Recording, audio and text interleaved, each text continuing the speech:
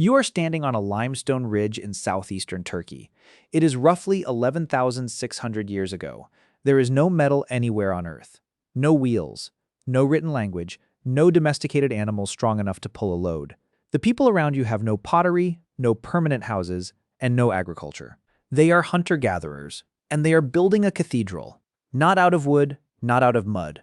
Out of stone. Pillars of carved limestone, some standing over 5 meters tall and weighing as much as 16 tons, cut from the bedrock beneath your feet, dragged to prepared foundations, and raised upright into precise circular formations.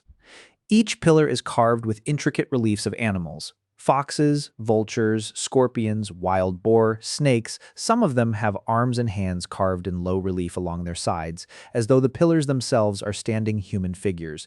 You do not know what these figures mean. Nobody alive today knows for certain. But you understand immediately that whoever carved them moved stone at a scale that should not have been possible for people who had not yet figured out how to grow wheat. This is Göbekli Tepe, and the question it asks, the same question asked by Stonehenge and the Great Pyramid, and the moai of Easter Island and the walls of Sacsayhuaman, is the question that has haunted every person who has ever stood in front of a megalith and looked up. How? How did people without machines, without engines, without any of the tools we assume are necessary for moving objects this heavy, build structures this large? The answer, it turns out, is not mysterious. It is not supernatural. It is not extraterrestrial. It is, in many ways, far more impressive than any of those explanations, because the real answer is physics, organization, and an amount of patience that modern humans can barely comprehend. So, how did humans build megaliths?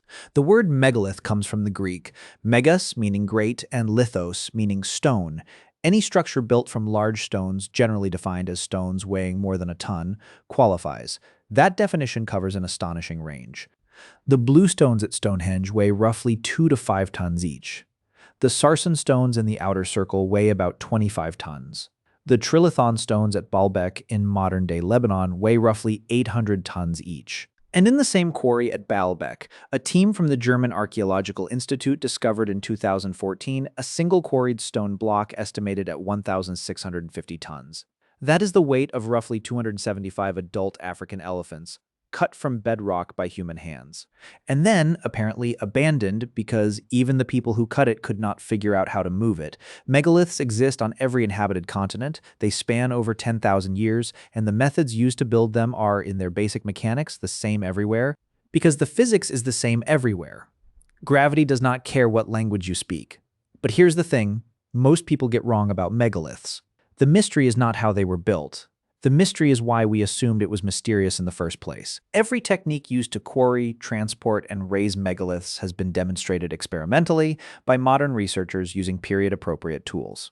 A retired construction worker in Michigan raised 20-ton concrete blocks by himself, using nothing but wooden levers and gravity. 18 people walked a replica moai across a field using 3 ropes. The real question was never how did they do it. The real question was why did we stop believing that they could? Let's start at the beginning. Before you can move a megalith, before you can raise it, before you can carve it, you have to get it out of the ground. Quarrying. And this is where most people assume you need advanced technology. You do not. You need water, wood, and patience. At Craig Rosie Felon in Wales, archaeologist Mike Parker Pearson identified the source quarry for some of Stonehenge's rhyolite bluestones. The rock at this site fractures naturally into vertical pillars along geological joints. Prehistoric quarry workers drove wooden wedges into those existing cracks. When water was applied, whether by rain or deliberately, the wood swelled. The expansion force was enormous, enough to split multi-ton blocks cleanly from the bedrock. Stone wedges found in situ at the site confirm this technique, no metal tools required, no fire, just wood, water, and an understanding of how rock fractures. Now think about how that connects to the megaliths question. Every megalith on Earth began this way. Someone looked at a cliff face, found a natural weakness, and figured out how to exploit it. The quarrying technique is the first piece of the puzzle, and it was solved with materials available to anyone with access to a forest and a stream. In Egypt, the quarrying method was different because the stone was different. At the granite quarries of ancient Syene, modern-day Aswan, workers used dolerite pounders, spheres of extremely hard igneous rock, to bash channels into the granite around the desired block. The unfinished obelisk still lying in the Aswan quarry, commissioned by Pharaoh Hatshepsut around 1460 BC, shows exactly how this worked. The obelisk, which would have been the largest ever erected at roughly 42 meters tall and an estimated 1,168 tons, was abandoned when a crack appeared during quarrying. But the trench marks around it are still perfectly visible. You can see where thousands of dolerite balls, swung by thousands of hands, pounded a channel into solid granite, inch by inch, for months. There is nothing mysterious about it. It is just unbelievably tedious. And that tedium is, in a way, the most honest answer to how megaliths were built. Not genius, not secrets. Tedium applied by organized groups of people over periods of time that we find almost impossible to imagine. Once you have quarried a stone, you need to move it, and this is where the imagination tends to run wild. How do you move a 25-ton stone without a truck? Without a crane? Without even a wheel? You drag it, on a sledge, over wet ground. And it is far easier than you think. In 2014, physicist Daniel Bohn at the University of Amsterdam published a paper that solved a question Egyptologists had debated for decades. A tomb painting from roughly 1900 BC, depicting the transport of a colossal statue of the provincial governor Jehudi Hotep, shows 172 men hauling the statue on a wooden sledge. And in front of the sledge, one person is pouring water onto the sand. For years, people assumed this was ceremonial. Bohn proved it was engineering. His team demonstrated that wetting desert sand to the correct moisture level, roughly 2 to 5% water by volume, creates capillary bridges between the sand grains. Those bridges double the sand's stiffness and prevent it from piling up in front of the sledge. The friction drops by as much as 50%. That single person with a water jug was not performing a ritual. He was cutting the required labor force in half. And that connects directly to how Stonehenge was built. The blue stones at Stonehenge were transported roughly 250 kilometers from the Preseli Hills in Wales to Salisbury Plain. For stones weighing 2 to 5 tons, experimental archaeology has shown that wooden sledges on timber rails, greased with animal fat or water, can be pulled by surprisingly small teams. The sarsen stones, quarried from Marlborough Downs about 25 kilometers to the north, are heavier, around 25 tons, but the same basic principle applies. More ropes, more people, same physics. And then there's Easter Island. For decades, the dominant explanation for how the moai were moved was log rollers, a theory that conveniently also explained the island's deforestation. In 2011, anthropologists Carl Lipo and Terry Hunt proposed something different. They argued the moai were not dragged lying down. They were walked upright. The statue's slightly forward-leaning center of mass and D-shaped bases made them naturally inclined to rock from side to side. Using a 4.35-ton replica and just 18 people pulling 3 ropes, Lipo and Hunt walked the statue across a field in a controlled zigzag motion. The oral traditions of Rapa Nui had been saying this for centuries. The islanders told European visitors repeatedly that the statues walked. The Europeans assumed it was mythology. It was a technical description. Think about that for a second. The answer to one of the most famous archaeological mysteries on Earth was sitting in the oral history of the people who built them, and outsiders dismissed it as legend for over a century. The moai walked. The islanders said so. Nobody listened. Quarrying and transport get the most attention. But the part that looks most impossible to modern eyes is the erection. How do you raise a 25-ton stone upright without a crane? The answer involves a hole, a ramp, some levers, and a lot of rope. At Stonehenge, archaeologists have found angled stone holes, pits dug specifically to receive the bases of the uprights. One side of each pit has a gradual slope, and the opposite side is steep, often lined with wooden stakes.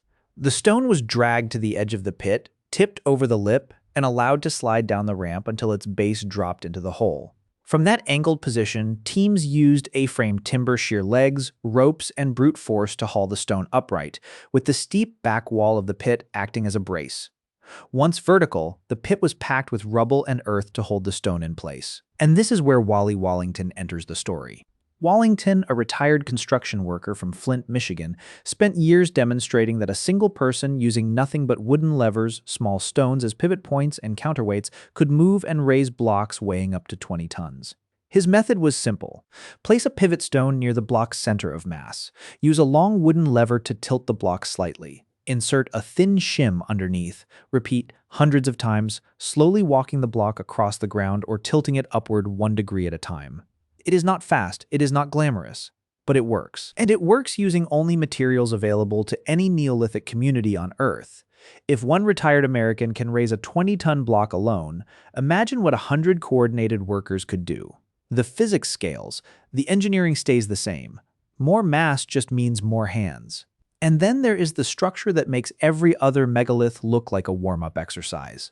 The Great Pyramid of Giza, built for Pharaoh Khufu around 2 in 560 BC, 2.3 million stone blocks, an original height of 146.5 meters, a total mass of roughly 6 million tons, built in approximately 20 years. That is about 340 blocks quarried, transported, and placed per day, every day, for 2 decades. For centuries, the assumption was that this required an army of slaves. Herodotus claimed 100,000 men. He was wrong on both counts. Egyptologist Mark Lehner and archaeologist Zahi Hawass excavated the workers' village at Height El Ghurab, near the base of the pyramid plateau, and found something that did not look like a slave camp. It looked like a company town. Bakeries producing hundreds of loaves daily. Breweries. Fish processing facilities. Cattle slaughterhouses providing high-quality beef. Medical facilities where fractured bones had been set and successfully healed. Workers organized into crews of about 20 with competitive names painted in red ochre on the blocks themselves. Friends of Khufu. Drunkards of Menkaure. These were not slaves. They were seasonal laborers, likely conscripted from farming communities during the Nile flood season when agricultural work was impossible. Lehner estimates the permanent workforce at roughly 20,000 to 25,000 people at peak construction. Large, but not impossibly large. About the size of the crowd at a modest football stadium. Here is what that means for the question we started with. The Great Pyramid is not evidence of lost technology or alien architects. It is evidence of management. The impressive part is not the physics. The physics is levers, ramps, ropes, and sledges. The impressive part is feeding 20,000 people, coordinating their labor, maintaining quality control across 2.3 million blocks over 20 years. That is not an engineering problem. That is an organizational problem. And the ancient Egyptians solved it so effectively that the result has survived for over 4,500 years. And in 2018, a discovery at the Hatnob Alabaster Quarry, led by the French Institute for Oriental Archaeology and the University of Liverpool, revealed how those blocks moved uphill. Researchers found a well-preserved ramp system dating to roughly the same period as Khufu's pyramid. The ramp had a steep 20% incline, flanked by staircases with post holes on either side. Those post holes held wooden beams around which ropes were wound, creating a pulley-like system that allowed teams to haul blocks up gradients previously thought impossible for the period. This was not a gentle slope requiring a ramp, a mile long. This was a steep, compact system that multiplied human pulling force using simple mechanics. In 2007, French architect Jean-Pierre Houdin proposed an even more elegant solution for the pyramid itself. He theorized that a straight external ramp built the bottom third, and then the remaining 2/3 were built using an internal spiral ramp, a tunnel just beneath the pyramid's outer casing. Workers would haul blocks up through this internal corridor, emerging at each corner to place them. Houdin also suggested the Grand Gallery, that massive ascending passage inside the pyramid, functioned as a counterweight track, with heavy stone counterweights sliding down as granite beams were hauled up to the king's chamber. The theory remains unproven, but a microgravity survey of the pyramid has detected anomalies consistent with internal voids in exactly the positions Houdin predicted. But sheer mass is only half the megalithic story. The other half is precision. And some of the most precise stonework in human history was achieved without any metal tools at all. At Sacsayhuaman, overlooking the city of Cusco in Peru, the Inca built walls of polygonal boulders weighing up to 120 tons, fitted together so tightly that you cannot slide a razor blade between the joints. There is no mortar. The stones hold together through gravity and geometry alone. For decades, this precision was cited as evidence of lost technology. Then archaeologist Jean-Pierre Protzen of UC Berkeley sat down with a pile of river cobbles and a block of andesite and tried to replicate the technique. He succeeded. The method was straightforward, though incredibly labor-intensive. Using hard quartzite hammerstones, Inca masons pounded and pecked the stone surfaces, repeatedly test-fitting blocks against each other, marking high spots, and pounding them down until the surfaces mated perfectly. No lasers, no power tools, just rhythmic pounding, trial and error fitting, and a willingness to spend days perfecting a single joint. At Pumapunku in modern-day Bolivia, The precision takes a different form. The site's famous H-shaped blocks, carved from andesite, feature flat surfaces, sharp right angles, and precisely drilled holes that look machine-made. Pratzen demonstrated these too could be produced using stone tools. The flat surfaces were achieved by systematic pounding with diorite hammers. The angles were scribed and pecked. The holes were drilled using hardwood drills with sand abrasive. The result looks modern. The method is older than civilization. And at Newgrange in Ireland, built around 32,200 BC, 6 centuries before the Great Pyramid, the precision is astronomical. Literally. The passage tomb features a narrow opening above the entrance called a roof box, designed so that at sunrise on the winter solstice, a beam of sunlight enters the passage and illuminates the inner chamber for exactly 17 minutes. Archaeologist Michael J. O'Kelly, who excavated the site between 1962 and 1975, confirmed the alignment. It still works perfectly after 5,200 years. The builders of Newgrange did not just move large stones. They understood the geometry of the Earth's tilt relative to the Sun with enough precision to build a solar instrument that would remain accurate for 5 millennia. Think about what that tells you about the people who built megaliths. They were not just strong. They were not just patient. They were observing the sky, tracking the sun's movement across the horizon year after year, calculating angles, and encoding that knowledge into stone. The builders of Newgrange were astronomers. The builders of Sacsayhuaman were engineers. The builders of the Great Pyramid were project managers. And none of them had a written manual. They carried their knowledge in their heads and their hands and passed it down through generations of practice. And here's the part that puts the entire story into perspective. Megaliths are not a single tradition. They are a convergent one. Just as bread was invented independently on multiple continents and agriculture arose separately in at least 7 regions of the world, megalithic building emerged independently across the globe, in cultures that had no contact with each other. In Korea, there are between 40,000 and 50,000 dolmens, the highest concentration anywhere on Earth, built during the Bronze Age around the 15th century BC. At Carnac in Brittany, France, over 3,000 standing stones were erected between roughly 4,800 and 2,000 BC, stretching in parallel rows for more than 3 kilometers. At Nabta Playa in southern Egypt, nomadic cattle herders built a stone circle aligned to the summer solstice around 7,500 BC, over 4,000 years before Stonehenge. In the Shengkuang Plateau of Laos, thousands of carved stone jars weighing several tons each, the Plain of Jars, were placed across the landscape between the 2nd millennium BC and the Iron Age. In the Gambia and Senegal, over 1,000 stone circles made of laterite pillars were erected between the 3rd century BC and the 16th century AD, a UNESCO World Heritage Site most people have never heard of. On the island of Malta, the temples at Gigantija were built around 3600 BC using limestone blocks weighing up to 20 tons, and spherically carved stones found at the site suggest the builders used stone ball bearings to roll the megaliths into position. Every one of these traditions developed its own techniques. Everyone solved the same basic problems, and everyone arrived at essentially the same solutions because the physics is the same everywhere on Earth. Friction is friction, gravity is gravity. A lever is a lever. The convergence is not evidence of a shared origin or a lost civilization that taught everyone. It is evidence that the engineering is intuitive. Given enough motivation and enough time, any human community will figure out how to move a big rock. And we do not have to guess how it was done, because in some parts of the world, it is still being done.